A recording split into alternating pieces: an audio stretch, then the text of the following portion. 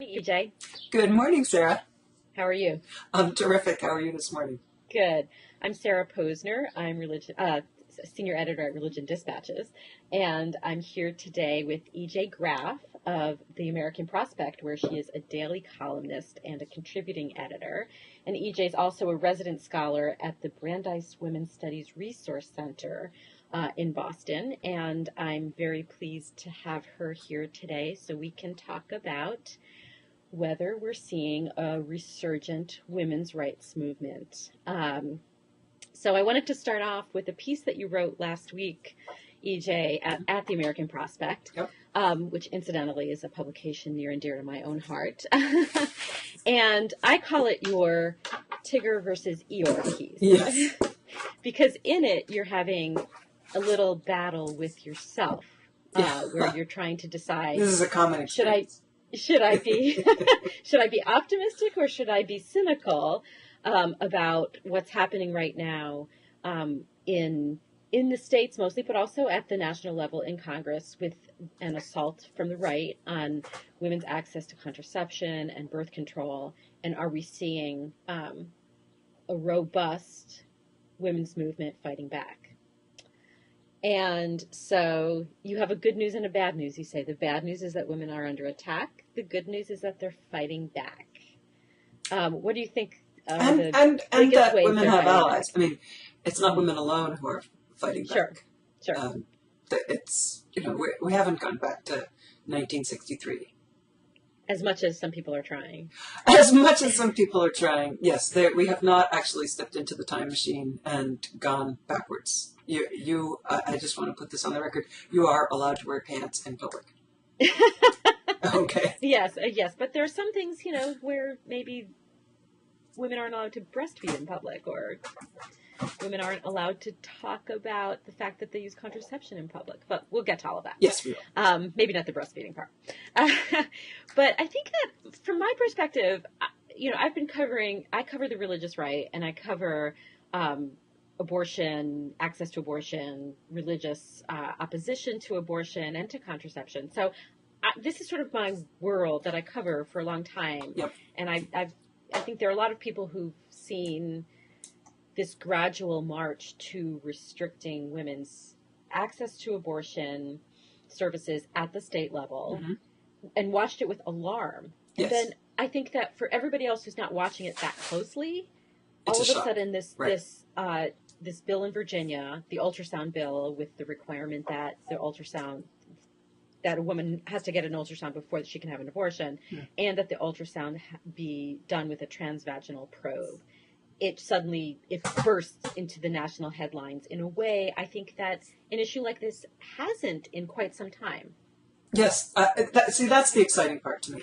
I mean, as you say, feminists and religious right watchers have known for quite a while that behind the movement to ban abortion or to restrict abortion has been this entire agenda of getting rid of legal contraception as well. And those people have been taken as crying wolf. Oh yeah, they're coming for your birth control pill, haha. Mm-hmm. And I don't know why this particular season burst into the news. Maybe it was that Komen came first. Komen pulling back on giving its funds to Planned Parenthood for breast cancer screening, or mm-hmm. maybe it was the fact that it was Virginia, where so much of the DC media lives, because the same law had already passed in Texas, and they've actually started their required transvaginal ultrasounds. I don't know if you saw that really wonderful piece in the Texas Observer.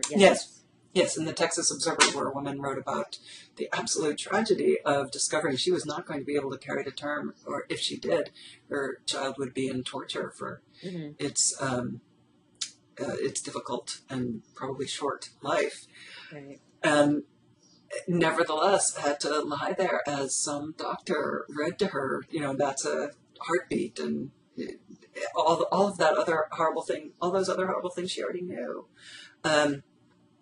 about the fetal Exactly. abnormalities, Exactly. right? About the And fetus or incidentally, embryo. I think it was still an the embryo. doctor in that story was not doing it in a cruel way. The doctor had to. Yes. Was required by Texas law. Lest she lose her medical license, she had to read those things. That was a requirement of the Texas law. Yes. The Texas law, it was interesting to me. But, let me finish. I went off on that tangent. So all this had been happening, but what's changed in this particular season, this January through now, has been suddenly it's getting a lot of national attention, and we have a presidential candidate who is clearly articulating this agenda.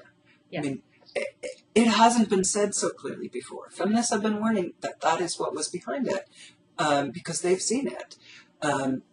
But the conscience clause being applied, the idea that the conscience clause, which has been applied in the past in states to pharmacists saying, no, I don't want to give out Plan B, or I won't give out the pill because it's against my conscience. And maybe that's the only pharmacist. I mean, it's hard to imagine on the East Coast, but maybe that's the only pharmacist for 120 miles or at least for an hour's worth of driving. That is in effect a restriction on all women in that area against using contraception. Well, all of a sudden that gets put in very clear terms by the Republicans, by Santorum, and by the House, and then it goes straight off the cliff to Rush and what was his name, Foster Freeze, talking about women as sluts for using contraception. I mean, I think that clear and public articulation of abhorrence of women's sexuality and independence is very clarifying politically. Right. Well, we were talking about the Virginia ultrasound law, and you were saying that one had passed in Texas last year, and it actually was struck down by a federal district court, and it went up to the Fifth Circuit, and the Fifth Circuit reversed the district court, so then it became law a couple weeks ago in Texas. But in Texas, you did not see the same backlash against it as you did in Virginia, and I think that's attributable to a lot of different factors. One is, I think you're right, the media market in Virginia is populated by Washington pundits and journalists and reporters, where Texas is not. However, when the Texas bill passed with the strong support of Governor Rick Perry, who at the time in May of 2011 was thought to be considering a presidential run and did eventually make a presidential run, it somehow didn't, in all the coverage of his presidential ambition and his presidential campaign, that somehow did not become a huge issue in his campaign or in the coverage of his campaign, in the same way that it was such a huge issue in Virginia. But the Texas law was actually just an amendment to the Texas ultrasound law. It was an amendment to a 2003 Texas law known as the Right to Know law. The right to know, essentially false information, false medical information about your pregnancy, about the supposed medical risks and side effects of abortion. And to me, these are just as abhorrent as the ultrasound laws. Oh, it's absolutely shocking that doctors are required to say things that are false. Right. To say things that have been disproved by the medical evidence, that you have a higher risk of breast cancer, you have a higher risk of mental illness, and there's this long list of parade of horribles. And this law has been on the books in Texas since 2003. It was never challenged in court. And then there was a small outcry against the amendment, which was the ultrasound, sort of add-on, shall we say, to that. And, the Texas law did not specify that the ultrasound had to be transvaginal, but given that, many doctors perform such an ultrasound on a woman seeking an abortion anyway, because they need to determine how far along she is in the pregnancy in order to assess what sort of procedure to do. And, obviously many women who aren't having abortion have ultrasounds too. It's just the coercive, mandatory nature of it as being dictated by the state that was objectionable. Yes. But, it was in Texas where this argument first came up. Well, if it has to be a transvaginal ultrasound and the state is mandating it, isn't that rape? And it was like a little blip, and then it went away. And then the challenge to the law in court was not on the basis of any of those things. It was on the basis of it interfered with the doctor-patient relationship by telling the doctor what to do, which, if that's your argument, it could have been made about the right to know law in the first place. Yep. But it seemed like there wasn't a that sort of perfect storm, and maybe it was because it was Texas and not Virginia. I think a lot of people on the East Coast media have a little bit of a tendency to ignore the rest of the country, and certainly Texas gets written off as just Texas. Well, that's Texas. So. Yeah, it's Texas. I mean, what can you do about Texas? And God knows, I mean, you may know this better than I do, but I've had a variety of different kinds of appeals lawyers say, the Fifth Circuit is its own country. They'll, care what the Supreme Court says. Right. I just feel sorry for the people who live in the Fifth Circuit. But then they don't have that. I don't think Texas has that amplification that Virginia does. Mm-hmm. Mm-hmm. It doesn't affect. But the Virginia law ended up passing. It just doesn't say in the statute itself that the ultrasound has to be transvaginal, but it would be in a lot of cases because that's just the way an ultrasound would be done at certain stages of pregnancy. And all these things. I mean, what probably better than I do. The NWLC, the National Women's Law Center, put out, or maybe it was Guttmacher, a fact sheet saying that last year there were more restrictions on abortion levied than in any previous year, and also that this past year was the year we moved from a significant proportion of reproductive age women living in living in states where that were hostile to their getting abortions, right. And now it's a majority of women of reproductive age. So it's been a horrible year. I mean, I certainly, in my Tigger or Eeyore debate, and I do have both of them, deeply inside me, I am certainly a Tigger and Eeyore person. In that, I would never argue with the fact that it's been a terrible time for women, and I'm not saying at all that it's good or hopeful that we can have a significant presidential candidate or presidential nominee candidate arguing that that states should be able to ban contraception once again, and that we should overturn Griswold versus Connecticut, or in some way that was a bad decision. It was really pretty much a jaw on the floor moment. Yeah, but I have to say that I appreciate Rick Santorum's honesty. Oh yeah. Oh, see, I agree with you. That's what's helpful. Let's have somebody out there actually articulating what the movement is about. And I want to say, I know that there are people who object to abortion alone, who have no objections to contraception, but the worker bees or the thinkers at the heart of that movement really do have trouble with women's reproductive freedom, period. So getting it articulated so clearly, I think is helpful in waking women up and motivating them, and helping the mainstream media once again try and take it a little bit seriously as an issue. As much as...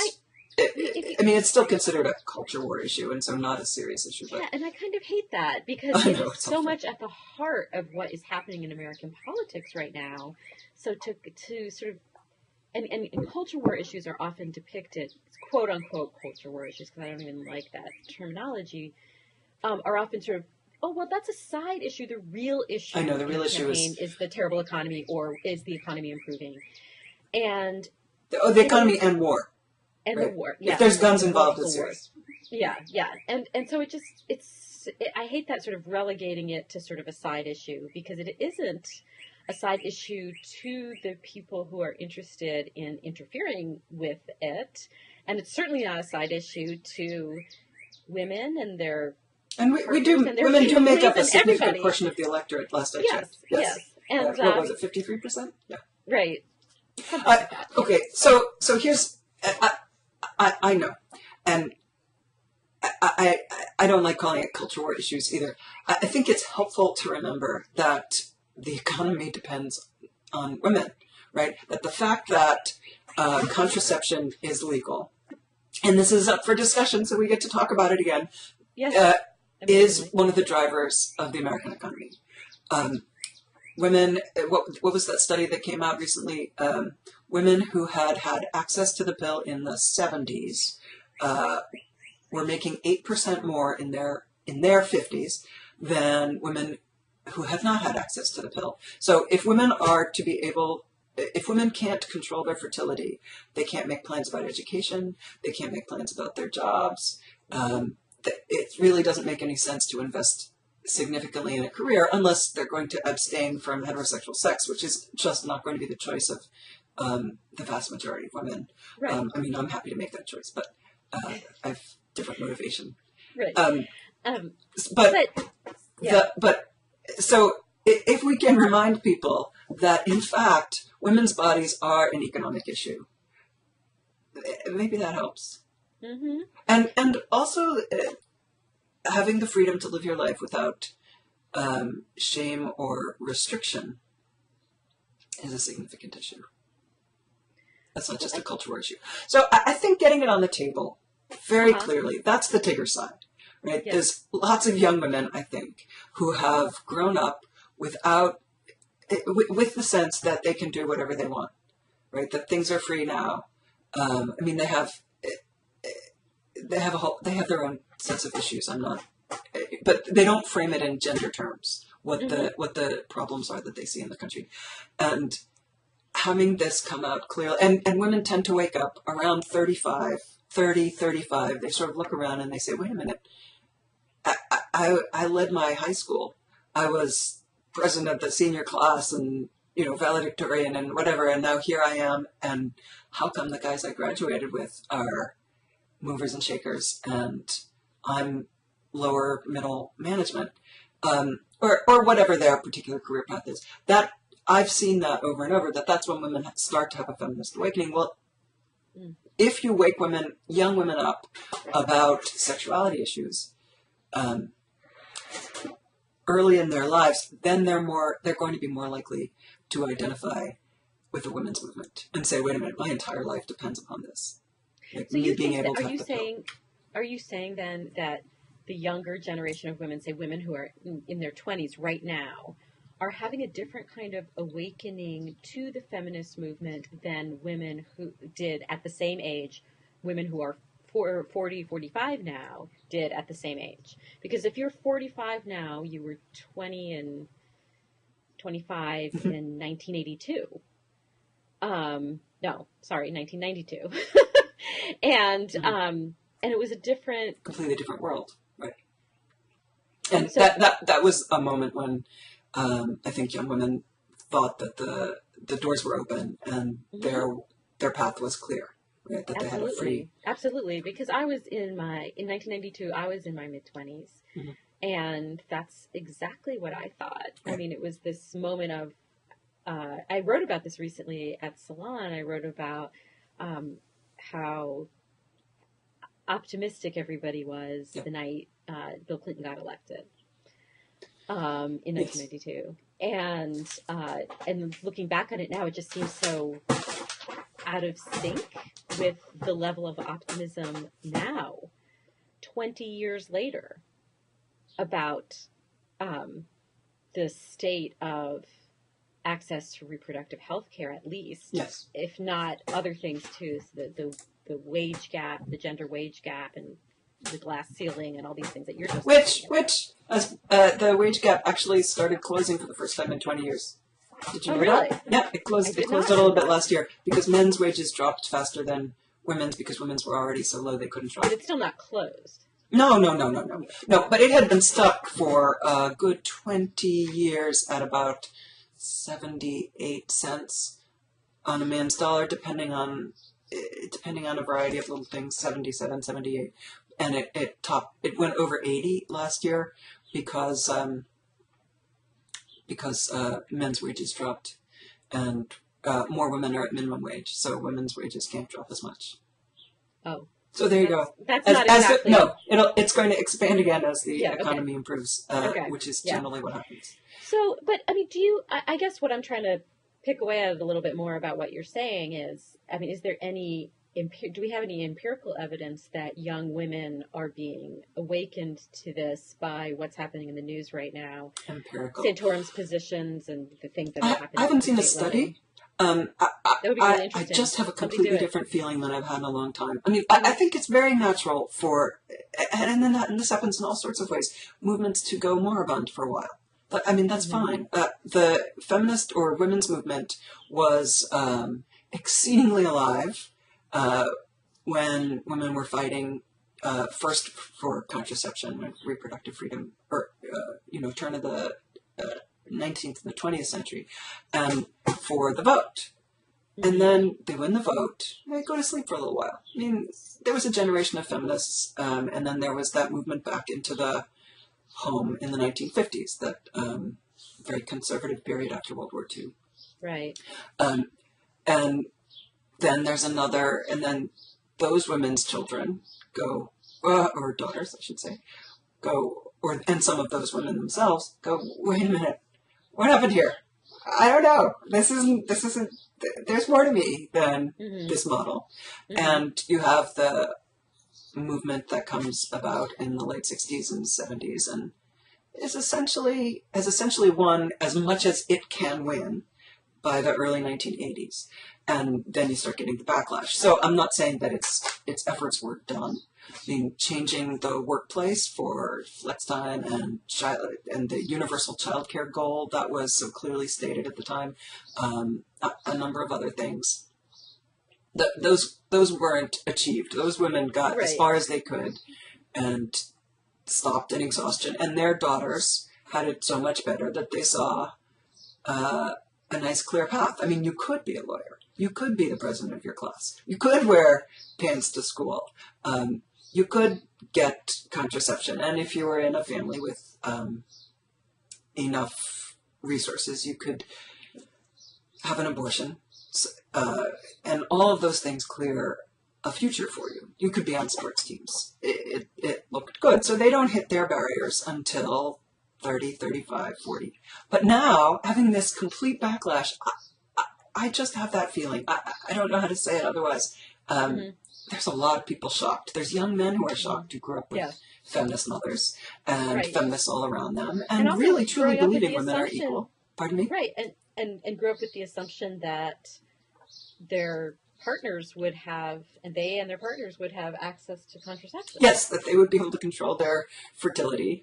Yes, exactly. So I think it's a real wake-up moment. And also I see all this online, social networked, really smart activism. I mean, for one thing, there were the slut walks last year, which were so controversial. I have to say, I was not crazy about the term. I was not crazy about the idea. I don't know why. Maybe I'm an old fuddy-duddy. Oh, it didn't resonate with me. I'm not an activism kind of person myself. I'm not, I don't like marches. I don't like rallies. I don't like that sort of thing. That's why I'm a journalist. I'd rather watch. But it was genuine outrage. Those young women in Toronto who were told by the cop, if you don't want to get raped, don't dress like sluts. They were furious. Yeah. And that fury leapfrogged around the world. So the fact that it caught on and the fact that young women could be outraged and understand, you told me it was fair, but I'm still at risk for being raped and it's not taken seriously. And, that's a serious violation. I think that coupled with what Rush said 3 days running about Sandra Flug, about sluts, I think that really is going to continue to fuel that kind of activism. And the Twitter campaigns, the Facebook campaigns, I think there's some really smart young women out there who are, who are being... Is Sandra Fluck herself. Yes, right? Who right. is not exactly, there she shows up to testify in Congress wearing a very conservative suit. And not talking about sex at all. And not talking about sex at all. Yeah. I mean, she's so, staid and, clean cut and, just the sort of model witness for anything. Yep. Because she's just so well spoken and intelligent and is completely put together. Yep. And the fact that the right attacked her the way that they did, and it wasn't just Rush, it was other people too. Right. I think showed that for them it's really not. I mean, there's nowhere that they would stop with. Yes, absolutely. And so what I'm saying is, I think this period where the attacks have been so clearly articulated and so consistent and so nationally outraged, that I think it is activating young women at a point and about the thing that matters to you in your 20s, which is your sexuality, right, and essentially your economic freedom. Right, because contraception is economic freedom. Right, absolutely. And many young women you think, can continue your education, okay, I'm never going to need an abortion, right? I'm gonna use the pill consistently, and right. You know what I mean? It just nobody plans for a tragedy, so that's not necessarily a thing that's going to get them in the street. But no pill, or being called a slut because they're on the pill. That's just anyway. I think that's what gives me hope. I think we have resurgence coming. I love your optimism. Let me ask you that. I was curious about these. You talked about it in the post that we started talking about. Right. Some of the, I guess you would call them satirical bills that I love them. Legislators have the absurdist bills. In the state legislatures, and I think one of the early ones was the spilled semen amendment in response to the personhood bill in Oklahoma, and there have been ones that would require an rectal exam before someone could get a Viagra prescription. Yes. Do you think that these Wait, let's be clear on what the spilled semen amendment was, right? Wasn't that Virginia? It might have been in Virginia, but I do know that there was one introduced in Oklahoma, so where a personhood bill is pending in the state legislature, and that would define a fertilized egg as a human being with all the rights that people have under the law, civil rights and human rights that people have under the law. Yes. And so a Democratic legislator introduced a spilled semen amendment, which would essentially give those same rights to sperm. Individual sperm. Yes. So, just to show how ridiculous And then what's the one in Ohio, psychological counseling, and you have to watch a video of the side effects of Viagra gone wrong before you can get prescribed Viagra. That's the Ohio one is pretty good too. So, but at what point do those become a sideshow? Oh, well, they're already a sideshow. I know. Yeah. That's why I was doing my Tigger Eeyore thing. I don't know what to think. I mean, it's horrible. It's a horrible period. It's a real backlash period. And Ruth Rosen, I thought, was very smart in calling it a counter-reformation, right? We had a reformation 50 years ago where masses, I mean, it's certainly just in pure Catholic terms, essentially all Catholic women said, yeah, I'm not listening to you guys anymore. I'm using the pill. Right. And the whole country has taken it for granted. And this is a counter-reformation in that the bishops seem to have, and you're the religion reporter, so tell me if I'm wrong, the bishops seem to have said, okay, the Americans have gone too far. Like, we can no longer have them completely flouting church authority. And so we're going to start, we are going on a campaign to make it clear that there's only one right use of sexuality, and that is making babies. And so we are not going, we're cracking down on all those Catholic charities that sort of outposts that turn the other way when a gay couple comes in to adopt and they say, yes, sure, we want the best for the children. And they're cracking down on the whole array of sexuality issues.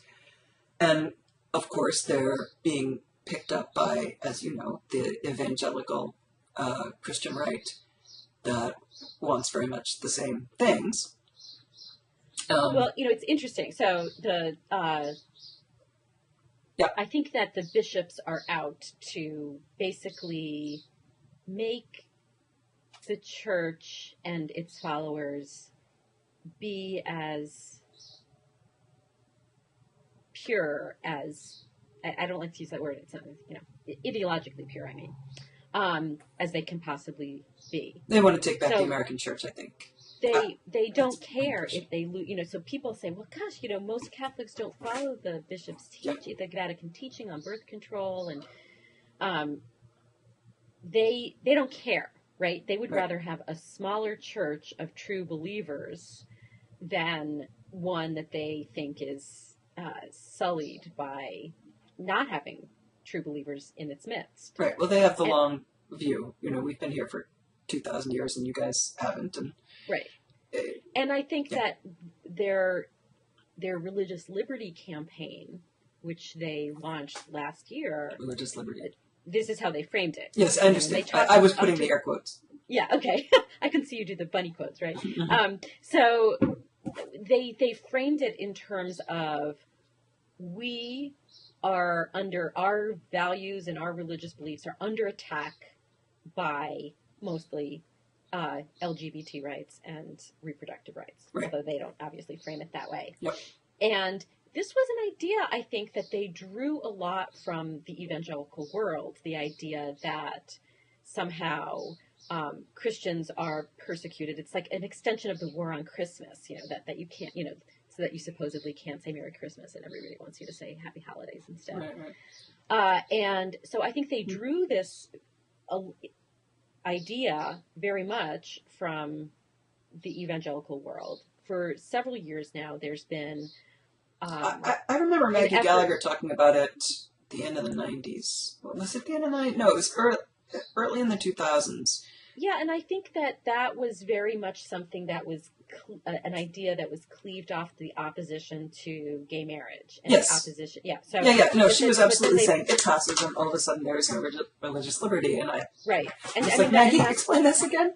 Yes, yes, and that's been sort of the clearly heart that's been of the taken opposition to same-sex marriage laws in the States. That's the heart of what they're saying. Right. And even when the statute in question says, well, no clergy or house of worship would be forced by anybody to perform a marriage ceremony that they were opposed to performing, not even with that carve-out, there's no carve-out that's acceptable. There's still... Oh, right. I mean, that they say, then we are forced to... argument that it's right. Then we have to shut down our adoption arm of Catholic Charities because you will force us to... Right. Even though they had been doing it before, and the bishops now are overruling the local Catholic Charities boards. Right. And so now when you see this evangelical, this coalition with evangelicals over the contraception coverage requirement, even though there is no evangelical equivalent of the Vatican that tells evangelicals they shouldn't use birth control, there is a movement within evangelicalism that rejects the use of birth control. Right. But it's not sort of the official stance of evangelical America to be opposed to birth control, but they've somehow taken this argument and kind of... They said, well, the HHS, the coverage mandate requires coverage of Ella and Plan B, and we think that even though medical science says otherwise and the FDA says otherwise, we believe those pills can work as an abortifacient, and so therefore the United States government and the Department of Health and Human Services is violating our religious freedom as much as it's violating Catholic churches. Well, I think that the Protestant opposition has two roots. One is the idea that you just it's fairly Protestant embrace of contraception came later, right? The mainstream Protestant attitude toward contraception was clearly, unequivocally opposed until fairly recently in the 20th century, mid 20th century, late 20th century. The Comstock campaign, Anthony Comstock's campaign, really considered it to be pornographic. Right? Use of Goodyear's rubbers was illicit, and information, all the laws that banned contraceptive information through the mail were laws against pornography. Right? You couldn't couldn't use the U.S. mail to distribute dirty playing cards or condoms or information about accessories, and that was an enormous social battle, and the mainstream Protestant organizations were clearly opposed to contraception. You should just not do it, right? The ideal was refraining and restraining. And if you're going to do it, take up your duty, which is to raise children. I mean, it was another huge issue in the 20s. And back with Teddy Roosevelt, this is race suicide, as white women refuse to procreate as they are supposed to. It was considered, using contraception was equivalent to becoming a prostitute or visiting a prostitute, because you were just having pleasure without procreating. And so in a way, some of this is a reversion to that older way of thinking. Take up your duty if you're going to do it, and raise those children. And then I think another thing is also happening. I think some of these objections to the healthcare law, objection to contraception being covered as a preventive health measure, which certainly there's a lot of public health evidence that it does protect women's health, right, to not have unintended pregnancies. That opposition is also being used as a way of prying open the healthcare law at all. Right? Let's bring out this. I agree. I totally agree. And I think that it's being framed in part as the government interfering, not just the government telling you what to do, sort of the standard Tea Party / libertarian-ish argument against the healthcare reform. It is actually worse in their framing than that. It's that the government is interfering in the affairs of the church by telling the church what it is supposed to be doing, even if it's against the church's. Right. But remember, that's not what the Blunt Amendment says. The Blunt Amendment says any employer's conscience. And they're clearly taking it to the next level of saying, well, it's not just the government telling the church how to conduct its affairs.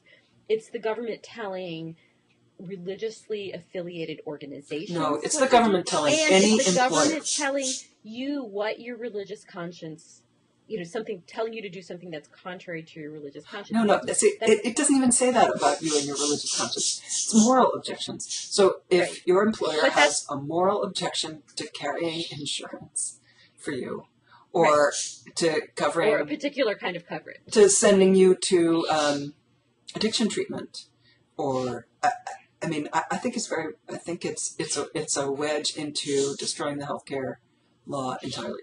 Oh yeah, there's no question, and because it's clear that even though the bishops were ostensibly lobbying for passage of a healthcare bill, it's pretty obvious that they weren't that dedicated to it, because they were willing to kill it over the non-existent abortion coverage, if you recall all the arguments over the Stupak. Oh, I'm not sure. I think they really were. I think that's just such a core issue for them. I think they really are for that. But I don't have. But what I'm saying is, they are. How for it are they that they were willing to let it be killed over that? I think they're very for it. I do take seriously they have a core objection, and it's very central to them. I disagree, but I think it is a very core thing. There actually was no funding for abortion coverage in the bill. I understand. They went at it in a pretty careful, dogmatic, detail-oriented way to try to establish that there was, and that's why they couldn't support it. It's possible. Well, you cover this more closely than I do, so I could just be wrong. But well, it was interesting because the nun who does a lot of their media outreach wrote a blog post last week talking about how, well, perhaps we should have just lobbied for an exemption from the individual mandate entirely. I mean, she said this in a public blog post, Marianne Walsh. And she talked about how these Christian healthcare sharing ministries have an exemption from the individual mandate, which they asked for and got written into the legislation.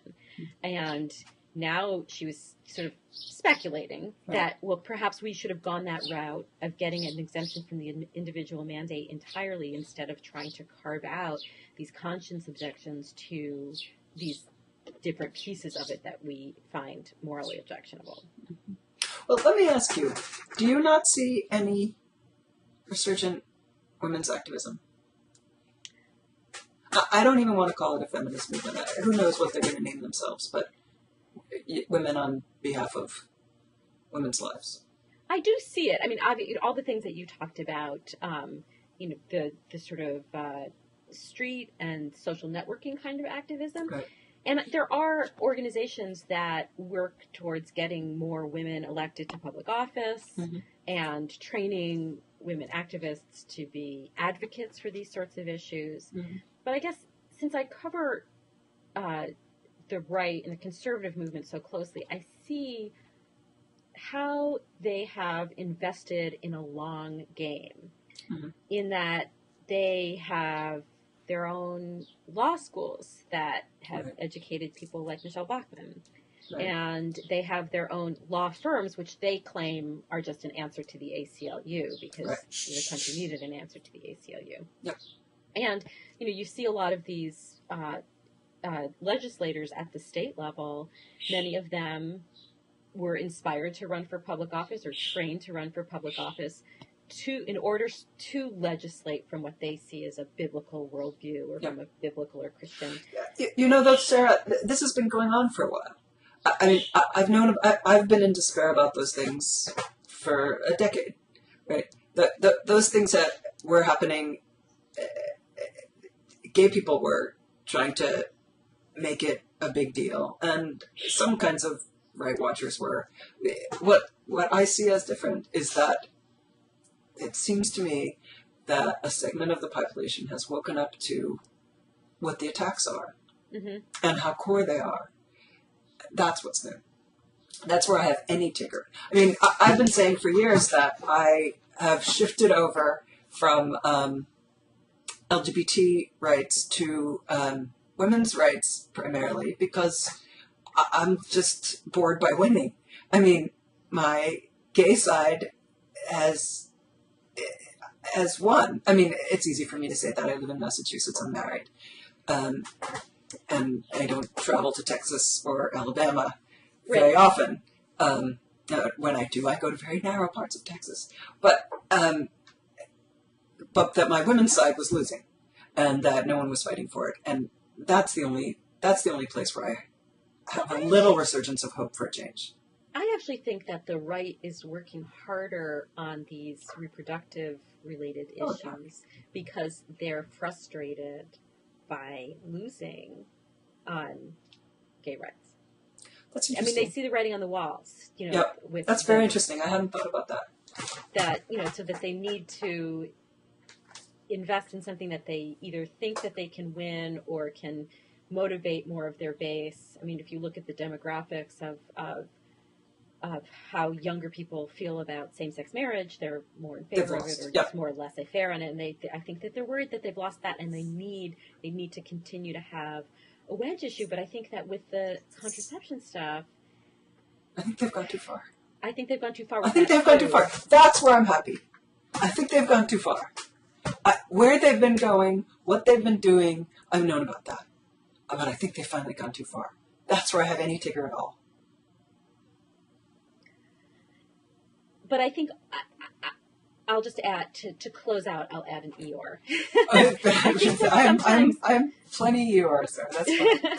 But I think sometimes liberals underestimate the number of supporters that these very conservative religious movements have. More than that, I think so much of the East Coast people that I know have never visited the United States of America. Yes. I just want to say, here's a bus ticket. Go get off, visit the country, and then come back to me and tell me that they're going to agree with you on, anyway, but go ahead. I don't mean to interrupt you. No, it's fine. And so I think that sometimes someone could see the arguments about contraception being so eminently reasonable that how could even somebody who's very conservative or religious not see it that way?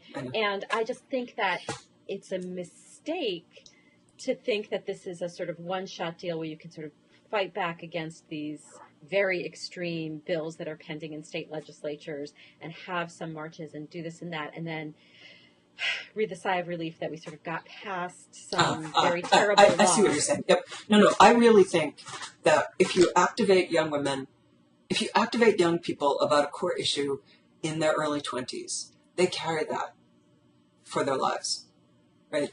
That's the excitement. I don't think I'm where I've any Tigger again. It's not that I think that these small amounts of activism have been exciting, although I do. I think we're shaping worldviews that they see that there is an attack on their core freedom, and they're going to be on the alert for it for a long time. And I think that's a good way for them to think about it in terms of being about freedom. There we go. So, well, listen, thank you so much for doing this today. This was great, Sarah. Thank you. Okay, bye. Okay, bye.